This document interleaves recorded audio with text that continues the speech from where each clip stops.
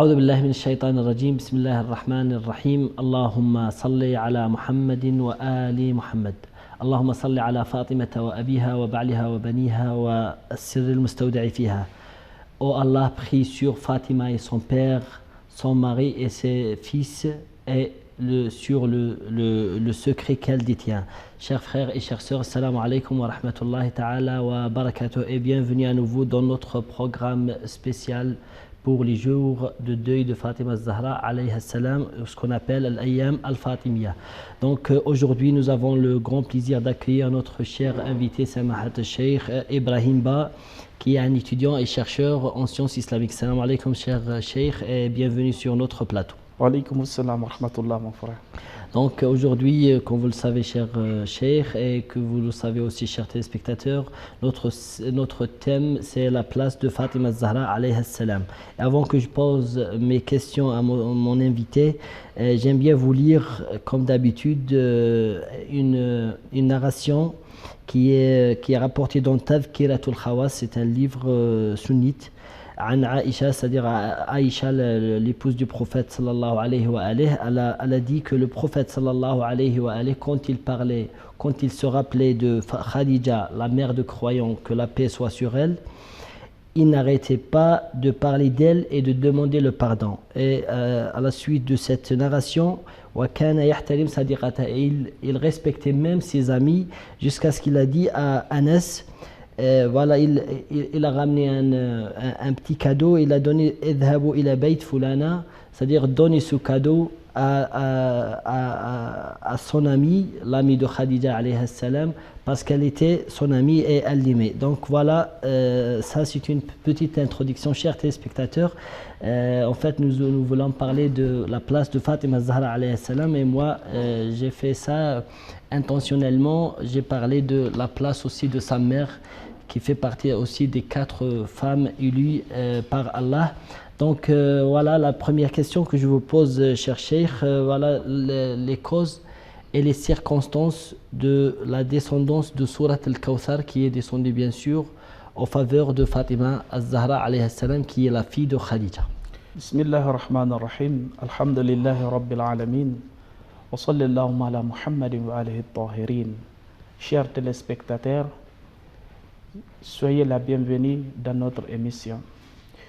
Comme vous venez de souligner tout à l'heure à propos de Khadija alayha salam, la mère de Fatima az-Zahra, la dame des deux mondes, c'est quelque chose que le prophète alayhi salatu wassalam avait fait effectivement, et il n'a pas manqué une occasion de rappeler les mérites de Khadija al-Kubra.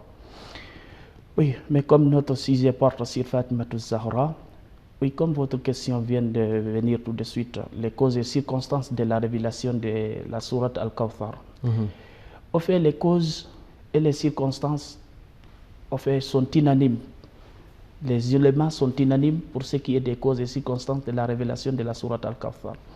C'est-à-dire le prophète alayhi salatu wa sallam, au début de sa mission, il avait été éprouvé. Quelle épreuve? De la venue des fils au monde, mais qui ne vont pas durer, qui vont aussi retourner au Seigneur. Ils sont tous décédés. Donc les Quraysh, ou bien les Arabes à ce temps, ils considéraient quelqu'un qui n'a pas de descendance, quelqu'un de abtar, quelqu'un dont la lignée est coupée. Donc ils sont mis, il y avait un Qurayshite qui était du nom de Asib ibn Wa'il, qui avait dit au prophète alayhi wa sallam qu'il était abtar, c'est-à-dire quelqu'un dont la lignée est coupée.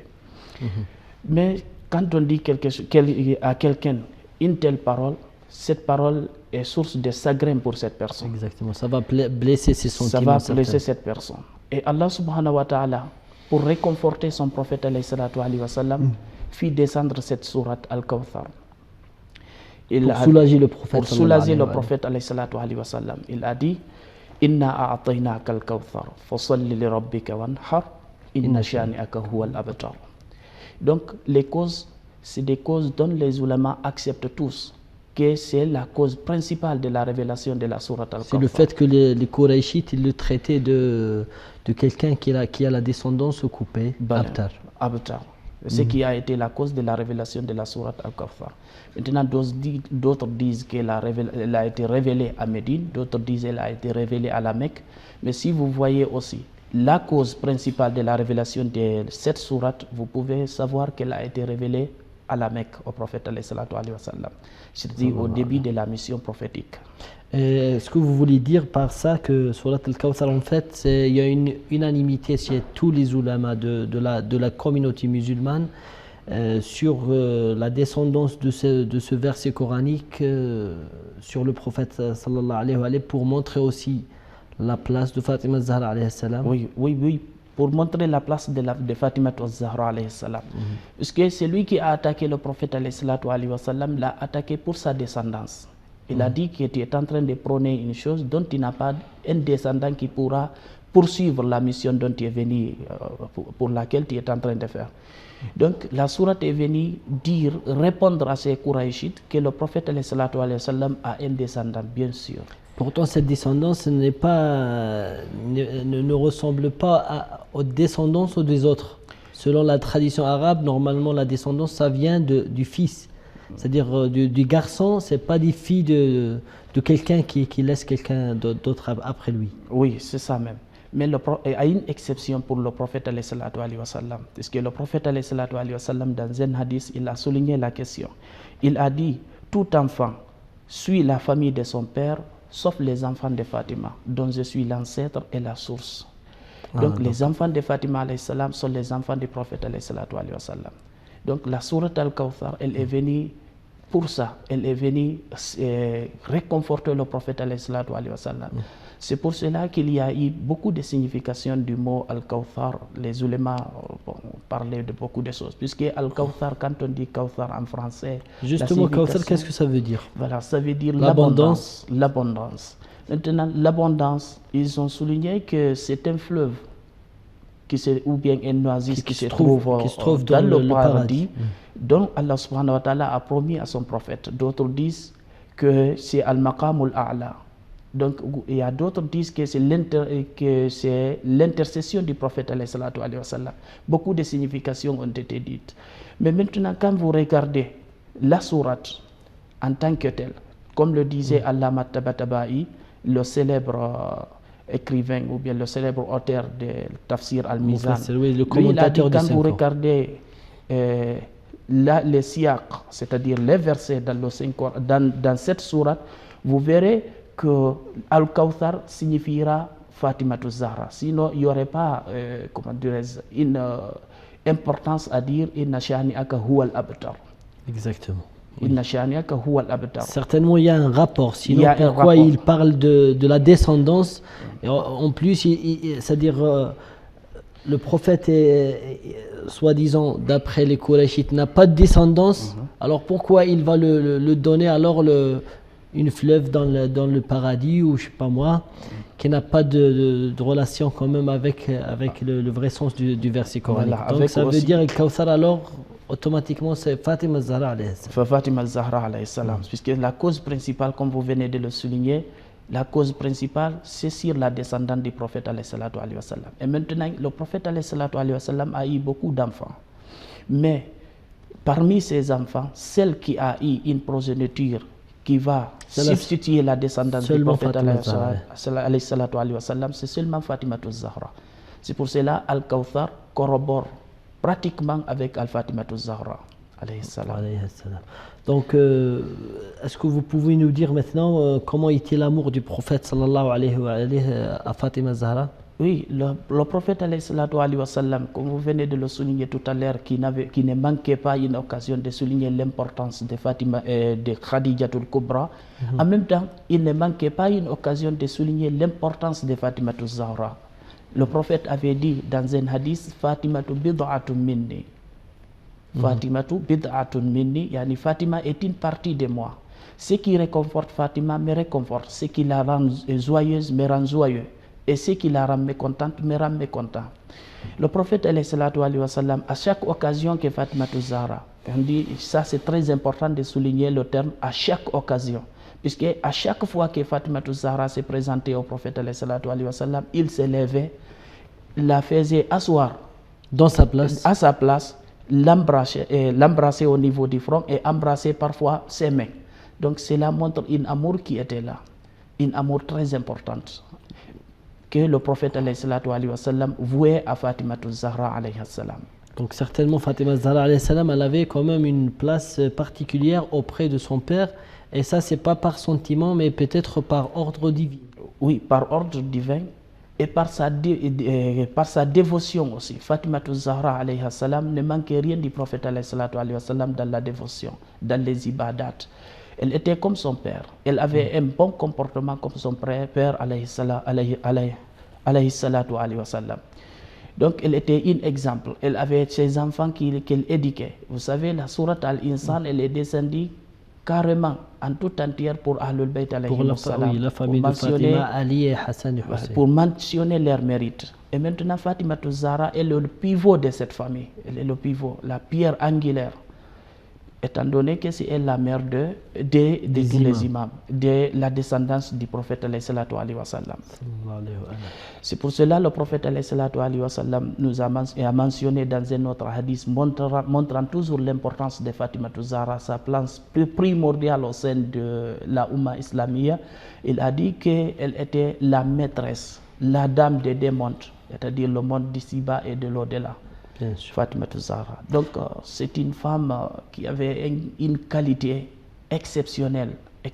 Merci beaucoup. Peut-être nous n'avons pas fini tous les points essentiels sur la place de Fatima Zahra alayhi salam. On va les parler Inch'Allah après la pause, et peut-être on va aussi passer aux injustices qu'il a subies malheureusement de la communauté du prophète sallallahu alayhi wa sallam. Mais tout ça c'est après la pause, chers téléspectateurs.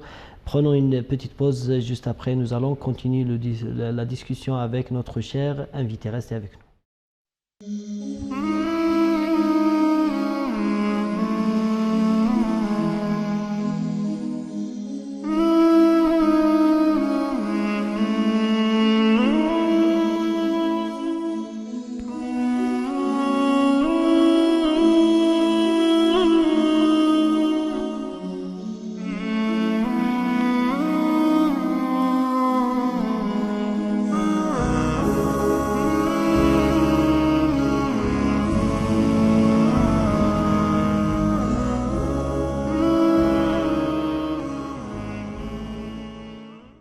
Bienvenue donc de nouveau chers téléspectateurs. Nous sommes toujours en train de parler de Fatima Zahra, ou bien la place de Fatima Zahra alayhi salam, avec notre cher invité Cheikh Ibrahim Ba, qui est un étudiant et chercheur en sciences islamiques. Cher Cheikh, vous avez parlé, je ne vais pas dire suffisamment de la place, parce que la place de Fatima Zahra alayhi salam, ça va dépasser peut-être une vingtaine d'émissions pour qu'on parle, ou plus, pour parler de sa place. Moi, ce que je veux vous dire, j'aime bien faire un rapport entre cette place de Fatima Zahra alayhi salam, ce haut rang de Fatima, et l'injustice qu'il a subie malheureusement de la communauté de son père, qui est le prophète sallallahu alayhi wa sallam. Qu'est-ce que vous pouvez nous dire, parce que nous sommes dans les jours de deuil de Fatima Zahra alayhi salam, qu'est-ce que vous pouvez nous dire voilà, pour relier entre la place de Fatima et les injustices qu'il a subies? Oui, comme nous venions de le souligner dans notre émission toujours, dans la première partie, pour ce qui est de la place de Fatima Zahra alayhi salam. Maintenant, le prophète alayhi wa sallam, étant donné qu'il n'a pas manqué une occasion à montrer à sa Ummah, c'est-à-dire à sa communauté, l'importance de cette femme et le rôle qu'elle joue dans cette communauté, mais malgré cela, dès après décès du prophète alayhi wa sallam, cette femme a été sujette à des injustices. Je crois parce qu'il savait à l'avance, il faisait ça exprès. Hein. Il montrait à chaque fois aux compagnons sa place. Oui. Il a montré son respect à elle. Pourtant, c'est sa fille. Pourtant, chez les Arabes, la fille n'était pas quand même respectée par ses parents, bien surtout par le père. Et voilà, il a fait ça exprès pour qu'il soit une preuve contre eux, parce que malheureusement, ils n'étaient pas fidèles, ils n'étaient pas, comment dirais-je, ils ne respectaient pas quand même voilà, l'héritage du prophète sallallahu alayhi wa sallam. C'est la seule fille normalement qui a laissé le prophète sallallahu alayhi wa sallam. Et à la fin, il vient pour faire ce qu'ils ont fait. C'est à vous la parole, je crois que vous avez dit. Oui, le prophète, il avait même mentionné. On ne dit pas qu'une fille est la mère de son père, mais ça a été pour ce qui est de Fatima Zahra. Elle a été Ummi Abiha, elle a été la mère de son père. En fait, après la mort de sa mère, elle s'était occupée du prophète alayhi wa sallam. Donc le prophète alayhi wa sallam n'a pas manqué d'occasion de faire la louange à Fatima Zahra et de montrer aux compagnons sa place. Mais dès après le décès du prophète alayhi wa sallam, oui, malheureusement, les compagnons se sont attaqués à la seule progéniture que le prophète alayhi wa sallam a laissée après lui. Au lieu de que celle-là soit respectée, honorée, comme le prophète alayhi wa sallam l'a fait durant sa vie, malheureusement, ça n'a pas été le cas. Elle a été victime d'une injustice vis-à-vis des califes qui ont succédé immédiatement le prophète alayhi wa sallam. Injustement aussi, ils ont succédé. Injustement aussi, puisque le prophète avait son testament qu'il avait fait aux musulmans et que ce testament n'a pas été suivi. Maintenant, on vient priver à Fatima Zahra son héritage que le prophète alayhi wa sallam l'avait même donné au moment où il vivait même. Exactement. Donc elle a été sujette d'une injustice. Et cette injustice, c'est celle-là qui est en train aujourd'hui de planer toujours sur la communauté du prophète alayhi wa sallam à travers les divisions dont nous vivons aujourd'hui. C'est puisque cette femme, la place de cette femme n'a pas été honorée par les compagnons du prophète alayhi wa sallam après lui. Donc cela a été vraiment très malheureuse. Une affaire très malheureuse. Moi, si vous me pardonnez, j'ai une question. Bon, en tout cas, peut-être je l'ai posée à notre cher invité dans les émissions passées, mais je dois la répéter parce que c'est très importante. Nous sommes en train de parler et de pleurer Fatima Zahra chaque année, chaque jour même. Est-ce que ça, c'est pour vous, c'est quelque chose de normal ou nous avons dépassé un petit peu les limites? Quand on parle souvent de Fatima Zahra, les injustices qu'il a subies des califes et des compagnons du prophète, est-ce que vous voyez ça normal? C'est pas quelque chose d'exagéré chez nous, les adeptes d'Ahl al-Bayt? On fait ça, c'est une sunna du prophète alayhi wa sallam. Supposons que le prophète alayhi wa sallam soit en vie à ce moment. Et voyant les injustices que sa fille a subies, quelle serait la réaction du saint prophète alayhi wa sallam? Donc, elle serait la réaction dont nous avons, si on n'a pas la capacité de réinverser l'histoire. Donc, pleurer Fatima Zahra, c'est faire la sunna du prophète alayhi wa sallam, c'est se mettre à la place du prophète alayhi wa sallam. Puisque c'est une femme que le prophète alayhi wa sallam a aimée de tout son cœur. De tout son cœur. Le prophète alayhi wa sallam, comme nous venons de le souligner, l'a toujours souligné, l'a toujours montré. Et il nous a dit, le prophète alayhi wa sallam, que Rida Fatima fi Rida Allah. Fatima Zahra, si elle est contente, oui, ça fait partie sa de satisfaction, elle est la satisfaction de Dieu, Allah subhanahu wa ta'ala. Et sa courroux aussi, c'est-à-dire sa colère, c'est la colère d'Allah subhanahu wa ta'ala. Donc c'est lui qui suscite la colère de Fatima, suscite la colère de Dieu. Et c'est ce que les compagnons malheureusement ont oublié. Et voyant que le prophète alayhi wa sallam l'a répété à plusieurs reprises et à plusieurs occasions pour que cela, pour que les compagnons chassent l'importance de cette femme. Mais malheureusement, ils se sont aveuglés, parce que ce n'est pas qu'ils ne connaissent pas. Justement, une question, ça vient à l'esprit. Donc, si vous avez bien justifié notre deuil pour Fatima Zahra alayhi salam, vous le voyez normal et nous sommes fiers de le faire, il n'y a pas de problème. Alors, qu'est-ce que vous pouvez dire aux autres frères des autres écoles qui ne savent même pas qui est Fatima alayhi salam, qui ne parlent même pas d'elle, malheureusement. Donc, en fait, je leur dirais de se mettre à la place du prophète alayhi salatu alayhi wa sallam, de revenir sur les hadiths du prophète alayhi salatu alayhi wa sallam, de revenir vers l'islam authentique. Vous voulez dire peut-être d'appliquer cette histoire de Fatima Zahra sur eux-mêmes, parce que la majorité des gens peut-être, ils ont une famille, ils ont des enfants, oui, qu'ils soient des garçons ou des filles. Alors si quelqu'un peut-être avant sa mort même, sait que son enfant a subi peut-être une injustice, il n'aurait pas l'accepté. Oui, il va faire l'impossible pour qu'il défende son enfant. Alors voilà, c'est ça ce que nous sommes en train de le faire, au lieu de notre prophète qui est décédé, martyrisé peut-être. Bon, il est parti de ce bas monde. Ah ben nous sommes en train de faire la défense, ou bien de nous mettre dans sa place en défendant sa fille qui a subi malheureusement beaucoup d'injustice et d'oppression après lui. Oui. Voilà. Et puis se mettre aussi à la place du prophète alayhi wa sallam, aimer Fatima Zahra, parler d'elle. Se sagriner, avoir le chagrin de ce qui s'est passé après le prophète sallallahu alayhi wa sallam sur Fatima Zahra, c'est une injonction d'Allah subhanahu wa ta'ala. Vous savez, Allah avait dit au saint prophète Qul la as'alukum alayhi ajran illa al-mawaddata fil qurba. Dis au prophète, dis à ta communauté que tu ne leur as pas demandé une rétribution de l'islam que tu es venu avec, seulement d'aimer les gens de ta parenté. En tout cas, peut-être pour nos chers téléspectateurs qui sont tous des francophones, oui, quand ils lisent peut-être les traductions du Saint-Coran, oui, ils trouvent dans ce verset coranique une traduction qui est un petit peu loin de la vérité, parce que tous les musulmans sont unanimes que al-mawadda fil qurba, c'est-à-dire avoir l'amour envers ma famille, parle de la famille du prophète sallallahu alayhi wa sallam, et c'est pas de sa famille absolument, parce que dans la traduction il y a un grand problème dedans. Oui, mais si vous avez bien remarqué ça. Oui, le prophète alayhi wa sallam avait dit dans un autre hadith qu'il nous a laissé le Coran et sa famille, et il avait dit aux compagnons qu'il leur recommande sa famille, il les a dit cela à plusieurs reprises. Aussi comme Allah fi ahli bayti. Aussi comme Allah fi ahli bayti, je vous recommande d'être bien aimé, d'être bienveillant au sujet de ma famille. Mais malheureusement, les compagnons, c'est comme s'ils n'étaient pas avec le prophète sallallahu alayhi wa sallam durant toutes ces occasions.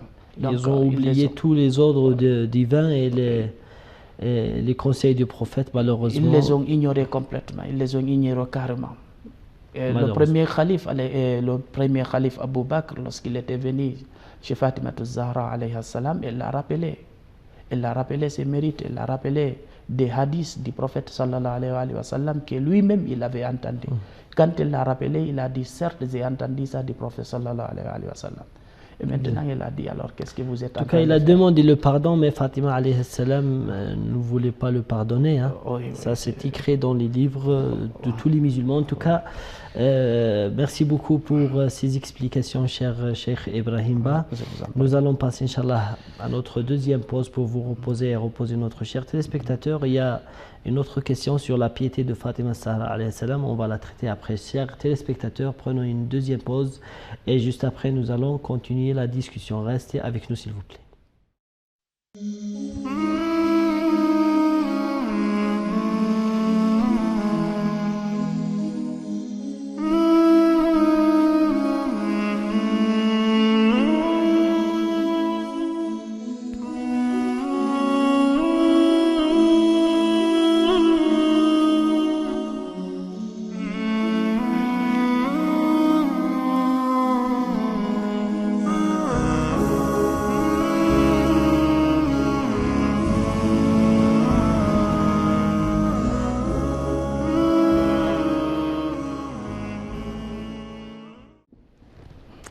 Très bien, donc, chers téléspectateurs, bienvenue à nouveau dans notre troisième et dernière partie. Il nous a resté peut-être, cher Cheikh, peut-être 10 minutes. Et j'aime bien que vous parlez encore plus de la piété de Fatima Zahra alayhi salam, cette dame qui est incomparable avec toutes les dames de l'univers. Oui, en fait, l'amour du prophète sallallahu alayhi wa sallam pour Fatima Zahra n'était pas simplement un amour ici. Par sentiment, parce qu'il est le père. Par sentiment qu'il est son père. Mais c'est aussi par la dévotion de Fatima Zahra alayhi salam. C'était une femme très dévouée à l'adoration d'Allah subhanahu wa ta'ala. Donc c'est souligné dans la sourate Al-Insan, Sourate Ad-Dahr, oui. Sourate Ad-Dahr, c'est mentionné là-bas. C'est-à-dire les causes et circonstances de la révélation de cette sourate. ويطعمون الطعام على حبه مسكينا ويتيما وأسيرا. Donc en fait, les ulémas nous disent que Al-Hassan ou Al-Hussein tombèrent malades. Et maintenant, qu'est-ce que Imam Ali et sa femme, son épouse, à savoir Fatima Zahra, qu'est-ce qu'ils ont fait? Ils se sont dit que si Allah subhanahu wa ta'ala leur redonnait leur santé, nous allons gêner pour lui. Nous allons gêner pour Allah subhanahu wa ta'ala. 3 jours. 3 jours. Et effectivement, leurs enfants retrouvèrent leur santé. Maintenant, ils génèrent au premier jour, ils génèrent jusqu'au niveau de la rupture. Et qu'est-ce qui s'est présenté? C'est un miskin qui s'est présenté, un mendiant. Il est venu demander sa quête journalière, en fait, qu'ils ont mangé. Bon, au lieu de déjeuner avec l'aliment qu'ils avaient déjà préparé, qu'est-ce qu'ils ont fait? Ils l'ont donné au mendiant. Il est parti. Le deuxième jour aussi, ils ont gêné jusqu'au niveau... C'est-à-dire ils ont coupé le jeûne qu'avec l'eau. Avec l'eau. Il n'y avait pas d'aliment à ce temps-là. Maintenant, le deuxième jour aussi, qu'est-ce qui est venu? Ils ont gêné jusqu'au niveau de la rupture. C'est un orphelin qui est venu. Quand l'orphelin est venu, au lieu de couper le jeûne, ils ont préféré donner le manger aux Ils ont coupé par l'eau et ils ont donné le reste à l'orphelin. Le troisième jour, c'est un prisonnier qui est venu, ou Asira. Donc, ils l'ont donné le manger. C'est à la suite de ça que la sourate tout entière a été révélée au prophète sallallahu alayhi wa sallam. وَيُطْعِمُونَ الطَّعَامَ عَلَى حُبِّهِ مِسْكِينًا وَيَتِيمًا وَأَسِيرًا. Ils donnèrent à manger, le manger. Pour le sentier d'Allah. Pour l'amour qu'ils ont en Allah subhanahu wa ta'ala. Ils leur donnèrent aux mendiants, à l'orphelin et aux prisonniers. Donc, ils leur donnèrent et ils préférèrent couper le jeûne par l'eau. Donc, ça aussi, c'est quelque chose qui mentionne la piété de Fatima Zahra alayhi salam. Oui, parce qu'elle fait partie de ce groupe qui ont fait cette adoration avec Ali et avec Hassan et Hussein. Ils sont tous infaillibles en tous les cas, par le hadith du prophète, par ayat al-tathhir, c'est-à-dire le verset de purification, et par le biais de ce verset coranique aussi dans Surat Ad-Dahr. Oui, oui. Maintenant, il y a aussi Imam Hassan qui rapporte que, durant les 10 derniers jours du mois de Ramadan, que sa mère ne dormait pas. Elle réveillait toute sa famille. Et, comment dirais-je, faisait des prières, faisait des doigts. Pour quoi? Pour ses voisins immédiats et pour toute la communauté musulmane, Donc, elle ne manquait pas et n'oubliait pas de faire cela. Et c'est une femme aussi qui jeûnait beaucoup. Vous savez, c'est sa dévotion qui a fait que le prophète sallallahu alayhi wa sallam lui a donné le tasbih que nous avons aujourd'hui. Oui, Tasbihat al-Zahra. Tasbihat al-Zahra. Il a nommé ce genre de rappel d'Allah par le nom de Zahra alayhi salam. Oui, il a connu ce nom avec son nom. Elle est venue demander au prophète sallallahu alayhi wa sallam un esclave. Le prophète, au lieu de lui donner un esclave ou bien un servant ou bien une servante, lui a donné ces doigts-là. Donc c'est à cause d'elle que nous avons ça. À chaque prière, nous récitons ça. Nous faisons le zikr. Donc ça, c'est à cause de Fatima Zahra alayhi salam. Donc il était une dévotion que tous les ulémas, que tous les historiens, sont d'accord. Que Fatima Zahra était d'une dévotion, elle était comme son père alayhi salam. Donc, mais malgré ça, elle a subi toute cette oppression après sa mort. Après la mort du prophète sallallahu alayhi wa sallam. Elle gérait sa famille aussi. Ce n'est pas qu'elle s'occupait simplement de ibadat, mais elle gérait sa famille. Elle s'occupait de ses enfants, elle s'occupait de son mari. C'est elle-même qui préparait les repas de son mari. C'est pour cela que, étant donné qu'elle préparait les repas de son mari et que ses mains sont couvertes d'écailles, qu'elle s'est rendue au niveau du prophète sallallahu alayhi wa sallam pour demander. Pourtant, ça, c'est pas obligatoire. Hein? Oui, et pourtant, c'est pas obligatoire d'après ce que. Malheureusement, chez les autres écoles, ils considèrent que la femme, elle est obligée de faire ça comme une esclave, donc elle doit travailler forcément même. Forcément. Et ça, c'est pas obligatoire pour les femmes. C'est pour pas pour Fatima Zahra alayhi salam, c'est la fille du prophète. Elle travaillait pour sa famille. Elle travaillait pour sa famille. Sans aucun problème. Oui, elle gérait tout, sa maison qui était là. Elle s'occupait des affaires de son mari. C'est pour cela que le prophète alayhi salam, il avait partagé les tâches entre les deux conjoints. Il a dit à Fatima Zahra de s'occuper de l'intérieur de la maison. Il a dit à Imam Ali de s'occuper de l'extérieur, en fait. Mais maintenant, elle a rempli ce rôle-là. Puisque même après qu'elle a eu une servante, Fidda, mais qu'est-ce qu'elle avait dit à Fidda? Elle a dit, on partage les jours. Toi, tu nous sers aujourd'hui, tu prépares le repas aujourd'hui. Moi, je m'occupe de la dévotion, de l'ibadat. Demain, c'est moi qui vais te remplacer. Donc, ce n'est pas comme nous. Oui, pourtant, elle pouvait donner tout le travail à la servante, mais ce n'est pas ce qu'elle faisait. Elle disait, toi aussi, tu as besoin du repos, repose-toi. Moi aussi, je vais faire le travail. Donc, elle était, c'est-à-dire très clémente, très clémente. C'est-à-dire, c'est l'exemple du prophète sallallahu alayhi wa sallam qui était là. Et malgré cela, après le décès du prophète sallallahu alayhi wa sallam, elle a subi l'injustice qu'elle a subie. Merci beaucoup pour ces explications, cher Cheikh. J'ai une question pour l'émission de demain, Inch'Allah. Normalement, vous serez aussi invité chez nous pour qu'on parle de Fatima Zahra alayhi salam.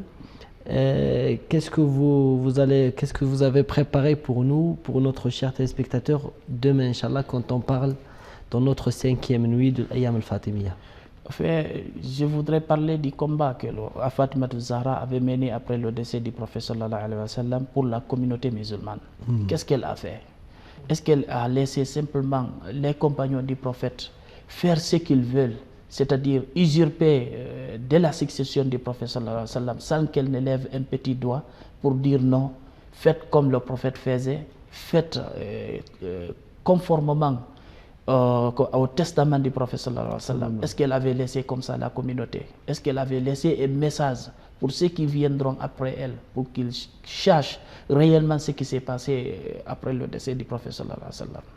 Donc c'est ça, vous allez nous parler Inch'Allah le lendemain sur le combat de Fatima Zahra alayhi salam pour sauvegarder quand même le wasiya du prophète, ou bien le vrai héritage du saint prophète sallallahu alayhi wa sallam, qui est en fait la succession. Bon, en tout cas quand on parle de succession, surtout quand on l'attribue à Ali alayhi salam, parce que c'est pas l'imam Ali alayhi salam parce qu'il est le gendre du prophète, mais en fait parce que Allah Azza wa Jal, il a ordonné le prophète de donner la succession de la Ummah pour qu'il préserve la religion.